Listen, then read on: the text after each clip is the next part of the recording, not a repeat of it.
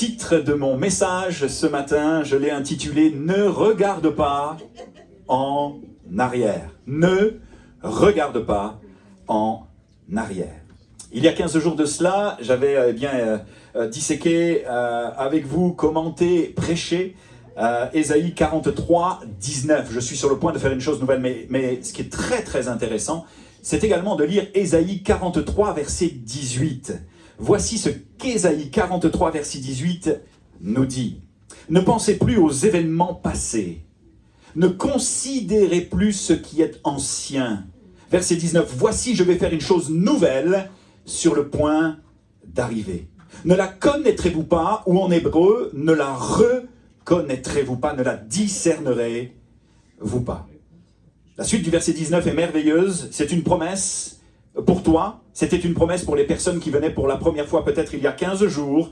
Je mettrai un chemin dans le désert et des fleuves, littéralement des fleuves d'eau vive, dans la solitude. Je voudrais vous proposer que dans la pensée de ce matin, lorsque je dis, lorsque je vous invite à ne pas regarder en arrière, il ne s'agit évidemment pas d'oublier les anciens bienfaits de Dieu. J'aime toujours ce chant qui nous dit « Compte les bienfaits de Dieu, mets-les tous devant tes yeux, tu verras en adorant combien le nombre en est grand. » J'ai payé quelques personnes, n'est-ce pas, pour que vous disiez et proclamiez que je chante juste. C'est vrai ou pas? Non, ça va.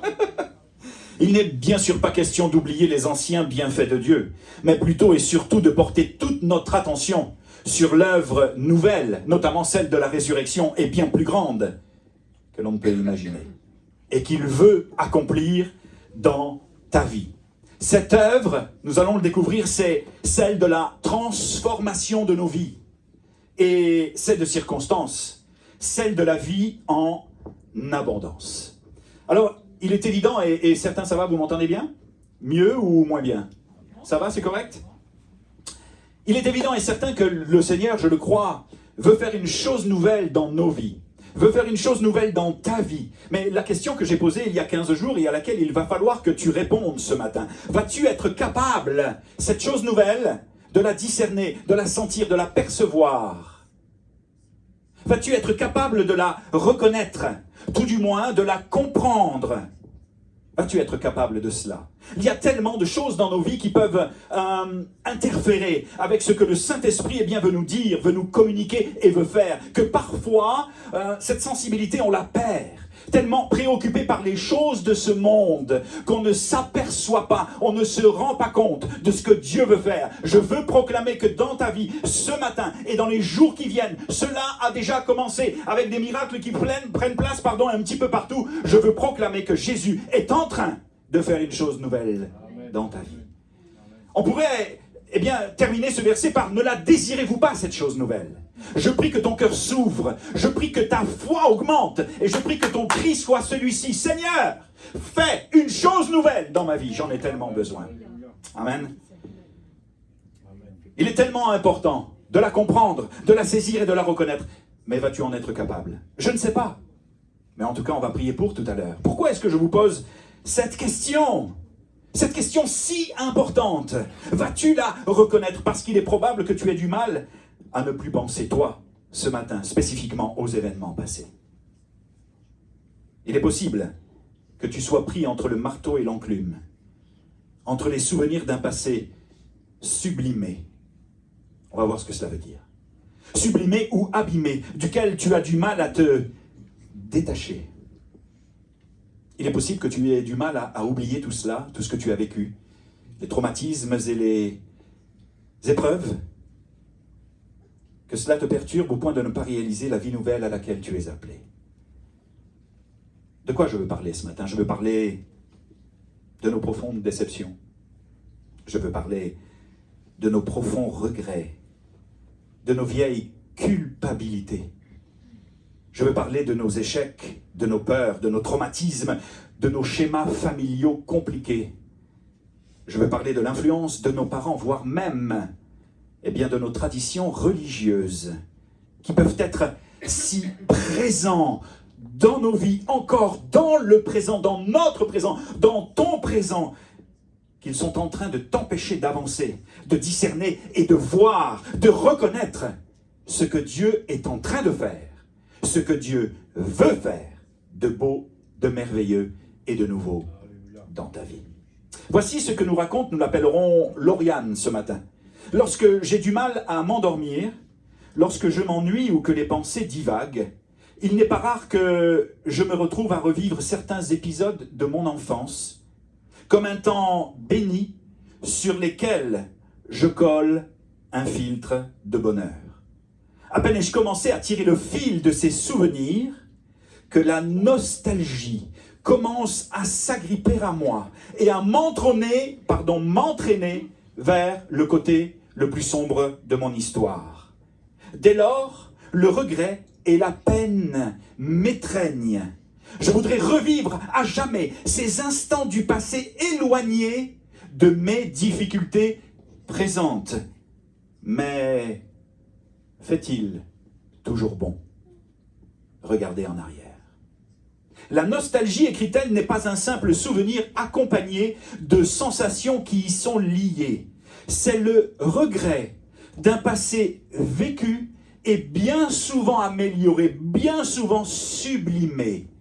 S'il est sublimé, c'est qu'il doit forcément entrer en contradiction avec le présent. Le présent que nous sommes en train de vivre et qui ne nous convient pas, voire qui met en péril notre équilibre. Face à un présent, écrit-elle, qui me désespère, écoutez bien, je préfère me plonger dans un passé cocon qui me rassure. Un jour, j'ai consulté une psychologue qui m'a dit que je ne vivais jamais dans le présent. Soit j'angoissais à cause d'un futur que j'imaginais périlleux, soit je me réfugiais dans un passé que j'idéalisais. Je me suis intéressé à la notion de sublimer dans le Larousse. Voici ce que j'ai trouvé, c'est transposer une situation qui peut être douloureuse en quelque chose qui devient agréable, qui devient pur ou qui devient idéal. Saviez-vous qu'il y a un peuple dans le désert qui venait de sortir de l'esclavage et qui a commencé à idéaliser leur passé, à sublimer leur passé? C'est le peuple d'Israël, bien sûr.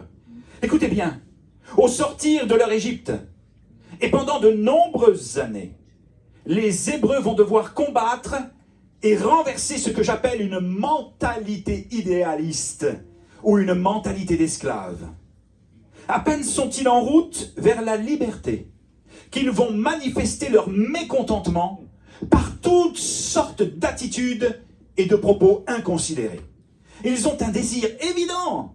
Lorsque vous le lisez, c'est clair, ils le disent, ils le verbalisent, un désir évident de retour en arrière, préférant mourir captif en Égypte que libre dans le désert. En Exode, chapitre 16, verset 3, nous lisons ceci. Exode 16, chapitre 16, verset 3. Que ne sommes-nous morts par la main de l'Éternel dans le pays d'Égypte, quand nous étions assis près des pots de viande, quand nous mangions du pain à satiété?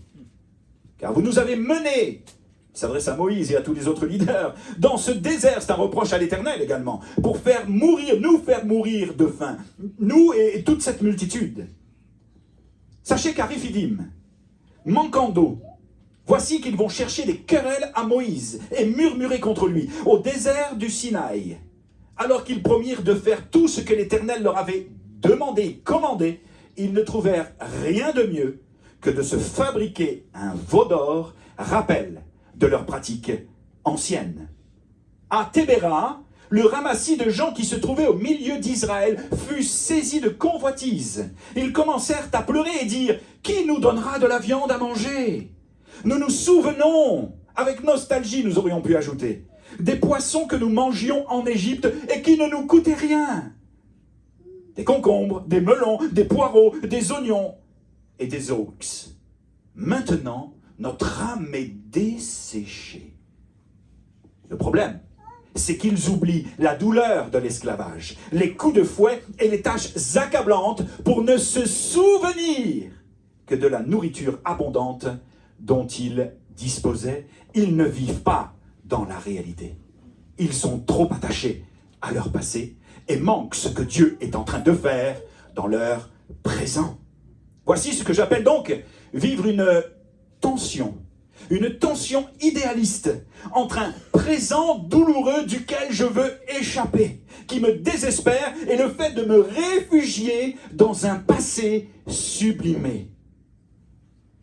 Écoutez-moi, trop de nostalgie, les amis, peut donc se transformer en un profond combat intérieur, susciter de la tristesse et surtout nous pousser à l'immobilisme, nous empêcher d'avancer. Elle peut même, cette nostalgie, ce regret du passé, ces relents du passé, ces blessures parfois sublimées même du passé au point où on ne pense plus à ce que l'être qui nous a blessés nous a fait, mais on idéalise la personne.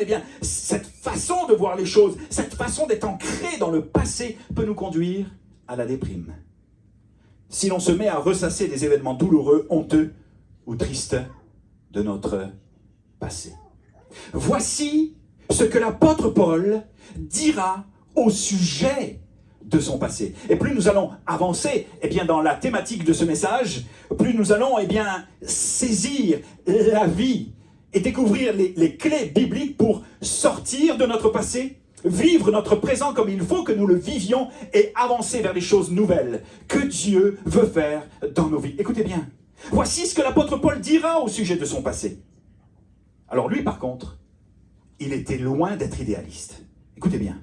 Philippiens chapitre 3, verset 4. Il dira ceci. « Moi aussi, cependant, j'aurai sujet de mettre ma confiance en la chair. » Quand vous savez qui il est, ce qu'il a accompli avant d'être chrétien, il est en train de nous dire, plus que vous tous, là, moi je peux mettre ma confiance dans l'homme. Je peux mettre ma confiance dans la chair. Je peux mettre ma confiance dans mon passé. Dans tout ce que j'étais, dans tout ce que j'ai vécu, dans tout ce que j'ai appris. Si quelqu'un autre croit pouvoir se confier dans ces choses-là, en la chair, je le puis bien davantage, moi, et c'est là que ça devient intéressant, circoncis le 8e jour, de la race d'Israël, de la tribu de Benjamin, hébreu, né d'hébreu, quant à la foi, pharisien, quant aux zèle, tueur, persécuteur de l'Église et de chrétiens, irréprochable. J'aurais pas aimé le rencontrer avant qu'il ne soit chrétien, là, pendant qu'il ne l'était pas là. Irréprochable à l'égard de la justice de la loi. Écoutez bien, mais ces choses qui étaient pour moi des gains, une gloire, je les ai regardées comme une perte à cause de Christ. Et même, je regarde toutes choses comme une perte à cause de l'excellence, de la connaissance de Jésus-Christ mon Seigneur, pour lequel j'ai renoncé à tout. Et je les regarde comme de la boue, afin de gagner Christ et d'être trouvé en lui, non avec ma justice, celle qui vient de la loi, mais avec celle qui s'obtient par la foi en Christ, la justice qui vient de Dieu par la foi. Afin de connaître Christ et la puissance de sa résurrection, et la communion de ses souffrances en devenant conforme à lui dans sa mort, pour parvenir, si je puis, allez donc, à la résurrection d'entre les morts. Je pense qu'il était sauvé quand même, et qu'il n'était pas loin de la résurrection. Verset 12, ce n'est pas que j'ai déjà remporté le prix, quelle humilité, ou que j'ai déjà atteint la perfection, mais je cours pour tâcher de le saisir, puisque moi aussi j'ai été saisi par Jésus-Christ. Frère, je ne pense pas l'avoir saisi, mais je fais une chose. Oubliant ce qui est en arrière, je me porte de tout mon cœur vers ce qui est en avant. Je cours vers le but pour remporter le prix de la vocation céleste de Dieu en Jésus-Christ. S'il y a bien quelqu'un qui pouvait sublimer son passé, s'il y a bien quelqu'un qui pouvait le regretter, s'il y a bien quelqu'un qui pouvait culpabiliser, essayez de vous mettre dans le contexte historique, un persécuteur et un tueur de chrétiens, un intégriste, qui littéralement ne faisait pas de cadeaux ni de quartier, à tous ceux et à toutes celles qui étaient cachés dans les maisons, qui le fuyaient et qui étaient persécutés. Et voici qu'il aura la capacité, parce qu'il a gagné Christ, à cause de la révélation, de l'excellence, de la révélation qu'il a eue de Jésus-Christ, il sera capable de dire, oubliant les choses qui sont en arrière. C'est miraculeux. Je me porte vers celles qui sont en avant. La vie éternelle, le salut des âmes, la connaissance toujours plus grandissante de Jésus. Il était un pharisien légaliste et intégriste au regard de la justice de la loi.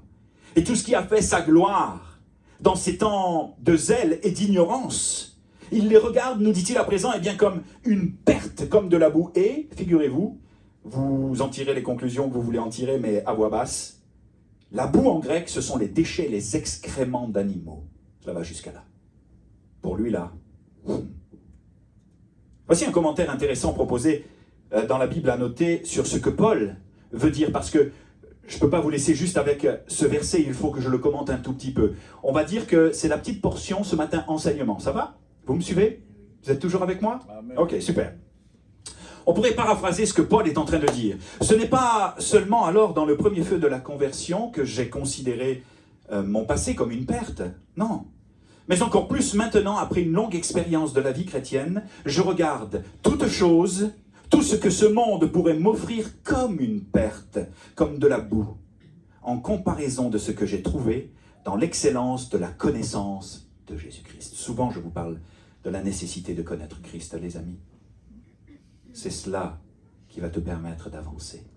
C'est cela qui va te permettre de cheminer. C'est l'excellence de la connaissance et de la révélation de Jésus qui va t'empêcher à un moment donné dans ta vie de commettre l'irréparable, qui va t'empêcher de frapper un mur alors que le péché t'y invite, qui va t'empêcher de faire des choses qui vont te souiller, te salir et blesser le cœur de Dieu, d'attrister le Saint-Esprit. L'excellence de la connaissance de Jésus-Christ. Tu as besoin ce matin d'une révélation. Je ne cesserai de le répéter. Je suis d'accord sur les principes de la parole, les principes théologiques, les principes bibliques. Je suis d'accord même pour devenir un jour, peut-être, si Dieu le veut, un meilleur prédicateur, un théologien même. J'aimerais bien faire des études et apprendre plus encore sur la nature de Dieu, sur les fondements bibliques, du salut, de tellement d'autres choses. Tout, j'aimerais tout. Mon épouse également, l'hébreu, le reste, j'aimerais tout. Mais ce que je réclame davantage, et ce que je réclame pour vous, mes amis, dans la prière, lorsque je prie pour chacun d'entre vous, c'est que vous ayez une révélation de la personne de Jésus, de son œuvre à la croix et de sa résurrection, parce que c'est ça qui va changer, littéralement, votre vie et vous donner d'entrer dans ce qu'il a prévu pour vous, un chemin nouveau, une chose nouvelle, quelque chose de glorieux pour toi, ta famille et tes enfants. Amen. Je méprise tout le reste comme des ordures à cause de la révélation de Jésus-Christ. Toujours dans le même commentaire, la Bible a noté, propose que l'apôtre Paul expose ce que c'est que de gagner Christ. Gagner Christ, c'est être justifié par la foi, c'est vivre la justice de Dieu par la foi, être justifié par la foi et marcher dans cette justice. Gagner Christ, c'est vivre la communion des souffrances de Christ et de sa mort et bien plus encore de sa résurrection. Gagner Christ, c'est le connaître. Ce n'est pas posséder une simple notion théorique ou historique, intellectuelle de Jésus, mais c'est l'avoir embrassé par une foi vivante, être entré dans une communion intime avec lui.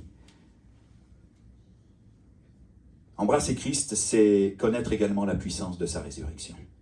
Et écoutez bien, j'ai longtemps cru que lorsqu'on parle de puissance de résurrection, c'est Seigneur, on va entrer dans la puissance de la résurrection et waouh, on va chasser les démons, on va prier à des langues de feu qui vont descendre et puis on va avancer, on va marcher avec cette puissance et je la réclame parce qu'elle est biblique et elle est disponible pour chacune de nos vies. Chacun d'entre nous et nous ne le réalisons bien souvent que trop peu.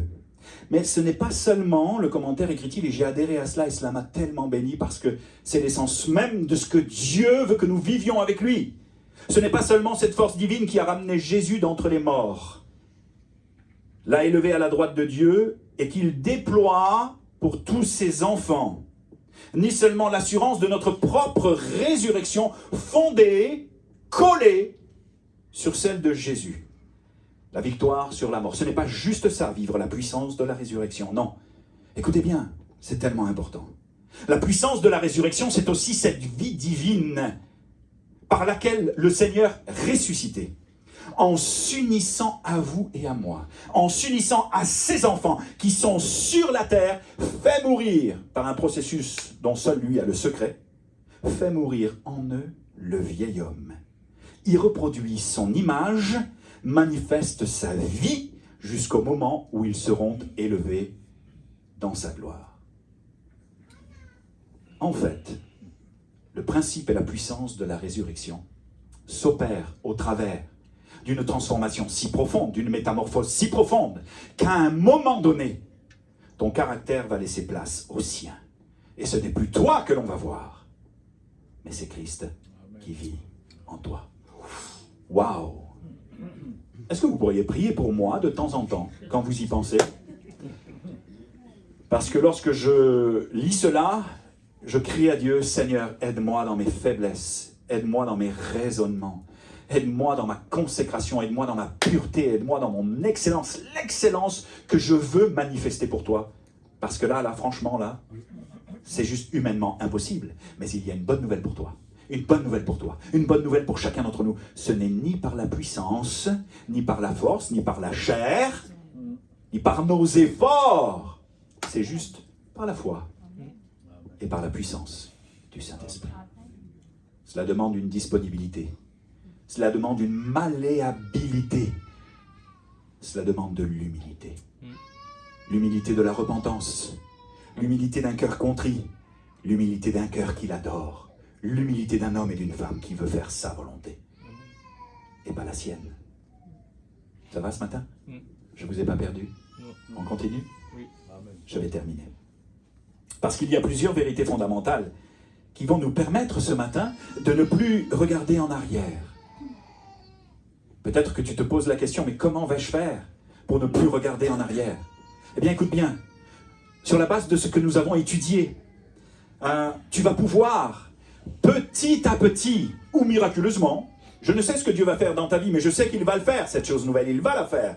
Tu vas être capable de ne plus considérer ce qui est du passé, qu'il soit abîmé ou sublimé. Tu vas pouvoir, sortir de cette tension en avançant victorieusement. Cette victoire à laquelle tu es appelé. Comment est-ce que je peux faire ce matin pour vivre cela de tout mon cœur, tendre vers Christ? C'est la première clé, en cherchant, vous le savez, je le répète fréquemment, en cherchant vraiment à le connaître intimement et passionnément. La deuxième clé, c'est apprendre à nous confier et à nous réfugier en lui. Pas dans notre passé sublimé, ou pas dans notre passé que nous aimerions voir être transformé dans notre imaginaire avec des regrets. Oh, si j'avais vécu ceci, si j'avais vécu cela, si je n'avais pas fait ceci, ou si je n'avais pas fait cela, ah si mon père avait été différent, ah si mes parents ne m'avaient pas abandonné, ah si, à un point tel que tu ne peux pas avancer, parce qu'il y a cette tension. Écoute bien, apprendre à nous confier à lui, à nous réfugier en lui, non pas dans notre passé sublimé ou abîmé, mais dans cette tour forte qu'est l'Éternel. Le proverbe 18:10 nous dit: le nom de l'Éternel est une tour forte. Dans ta faiblesse, tu peux te confier à lui, parce qu'il est fort. Il est une tour forte, imprenable. Et le juste qui s'y réfugie s'y trouve en sûreté. Colossiens chapitre 3 verset 2 nous dit ceci: affectionnez-vous. C'est une autre clé. Affectionnez-vous. Affectionnez-vous aux choses d'en haut et non à celles qui sont sur la terre, car vous êtes morts et votre vie est cachée avec Christ en Dieu. Affectionnez-vous, c'est attachez-vous. Apprenez à aimer. Dirigez votre esprit et vos pensées vers Christ. Préoccupez-vous des choses d'en haut. Une autre clé, c'est la troisième: marcher dans la puissance de la résurrection, en acceptant de mourir à nous-mêmes, à vous-même, et au plaisir de ce monde pour gagner Christ et vivre la dimension de la vie de l'esprit à laquelle il t'appelle. Quatrième point, permettre au Saint-Esprit d'opérer cette œuvre miraculeuse de transformation dans ton être intérieur et de renouveler tes pensées. C'est un des plus beaux passages de la Bible. Soyez transformés, Romains 12:2, par le renouvellement de votre intelligence. Vous serez ainsi capable de discerner, de voir et de comprendre ce que Jésus est en train de faire dans vos vies. Son appel, sa voix, son défi. Et avec tellement de patience, il t'attend ce matin. Tellement de douceur. Tellement d'humilité. Pour que tu acceptes de plier le genou et de faire sa volonté. Cinquièmement, être prêt à renoncer à tout, au regard. Parce que parfois, nous y serons appelés, nous y sommes appelés. Être prêt à renoncer à tout, être prêt dans nos cœurs. Seigneur, là, s'il venait un moment de persécution, je suis prêt. Le problème, c'est que c'est difficile d'être prêt. Lorsqu'on est attaché au bien de ce monde, lorsqu'on est attaché à la philosophie de ce monde, à la mentalité de ce monde, lorsque on s'est laissé happer eh bien, par un certain confort qui mène à un certain immobilisme, c'est pas facile, sans jugement ni condamnation. Être prêt à renoncer à tout, au regard de l'excellence de la révélation et de la connaissance de Jésus-Christ. Il y a quelque temps, j'étais dans un certain pays et un pasteur me racontait l'histoire d'un ex-musulman converti à Jésus-Christ. Il me disait, on le savait avec Sandrine, mais là, franchement, là, c'est juste du concret. Le gars, il existe vraiment. Il s'en occupe, il lui parle. Et c'est juste incroyable. Le gars, il était payé par les mollahs de l'époque pour aller dans les pays musulmans, et notamment en Europe, détourner les chrétiens de leur foi. Ça existe. C'est incroyable, n'est-ce pas? Et il explique, eh bien, en avoir au moins détourné plus de 200 pendant ces années de ministère, entre guillemets. Il vivait une vie de luxe, et l'un de ses défis, à un moment donné, fut d'étudier la Bible pour y trouver toutes les contradictions possibles afin de prouver que Jésus n'était pas mort sur la croix, n'était pas ressuscité, qu'il n'était pas le Fils de Dieu.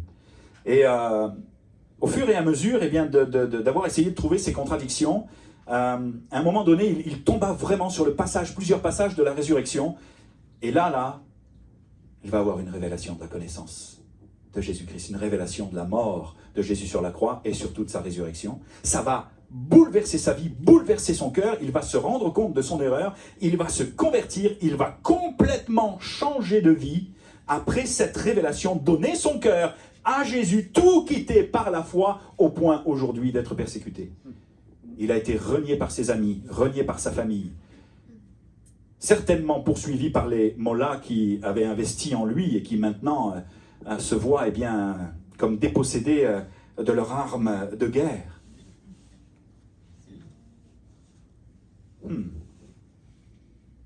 Je vais vous avouer très clairement et très sincèrement, eh bien que les questions que je vous pose ce matin, je me les pose aussi. Ah Seigneur, touche mon cœur, afin que tout soit à toi, rien à l'ennemi, mais tout à toi et tout pour toi, dans le nom de Jésus. Je veux être prêt, moi aussi, avec Sandrine, à tout te donner et à tout quitter au regard de la révélation et au regard de l'excellence de Jésus-Christ. Et je termine par ceci, alors que Marc eh bien, peut venir me rejoindre. C'est mon 6e point, qui peut me permettre de tirer un trait sur mon passé. Avoir confiance qu'il est capable de ressusciter ce qui dans notre vie est mort et enterré. Avoir confiance qu'il est capable de ressusciter ce qui dans notre vie est mort et enterré. Retenez bien ceci, je l'ai expliqué à mon épouse et puis elle m'a dit c'est pas clair, je comprends pas trop. Pourtant je trouvais la définition pas mal. Écoutez bien, si vous ne comprenez pas, vous levez la main, je vous l'explique. Mais si vous comprenez, faites-moi plaisir. J'aurai une discussion avec mon épouse après, ça va? Bien sûr, je la taquine. Le passé est au passé, ce que la mort est au tombeau.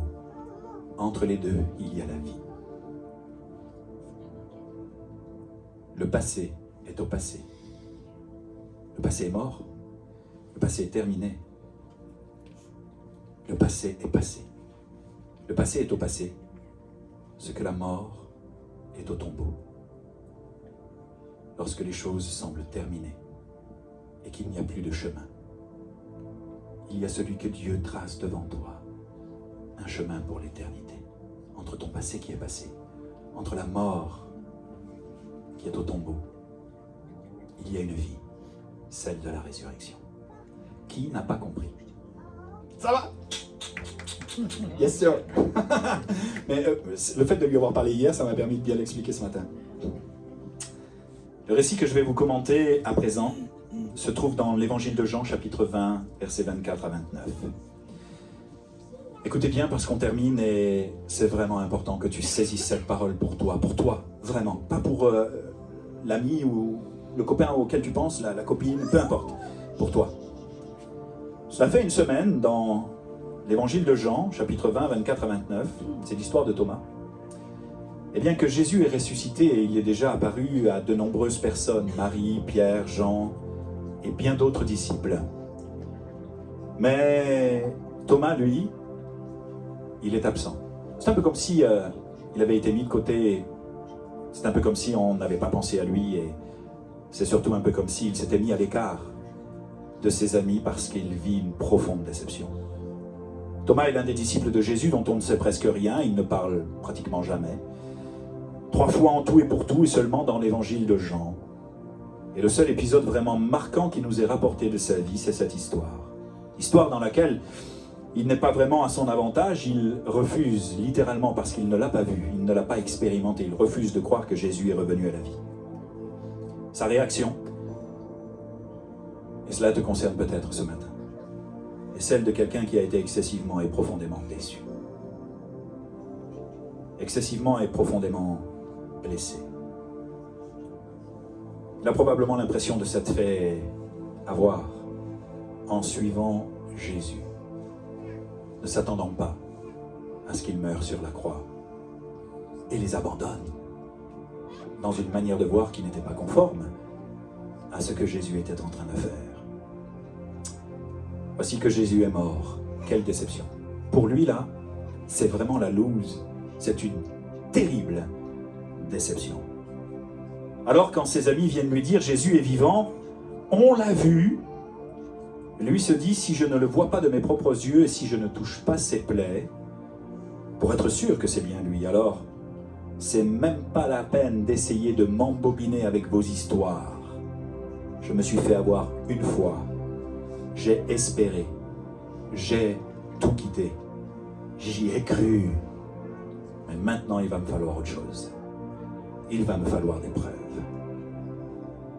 Et finalement, après que Jésus se soit présenté à lui, Thomas va être saisi et confondu au point de s'exclamer « Mon Seigneur, mon Dieu ». Sa foi était morte. Mais Jésus, le ressuscité, va redonner vie à la foi de Thomas. À partir de ce jour, il va consacrer sa vie à proclamer la bonne nouvelle de l'Évangile. Tu peux éteindre, s'il te plaît? Parce que je veux vraiment qu'on se concentre sur... Merci beaucoup, Sam. À partir de ce jour, il va se consacrer à proclamer la bonne nouvelle de l'Évangile. Jésus est ressuscité. Et selon une antique tradition, il proclamera même ce message jusqu'au sud de l'Inde. Alléluia. Voici comment je veux terminer mon message ce matin.